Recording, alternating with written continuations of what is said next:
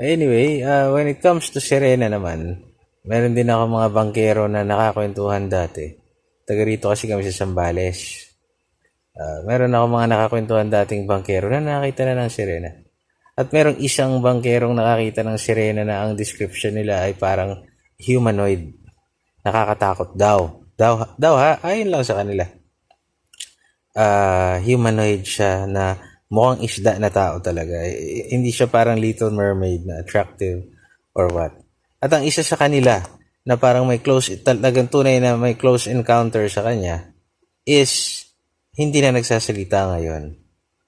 I think nag-ano siya, parang vow of silence or whatsoever. So marami akong pinagagawang kung ano-ano.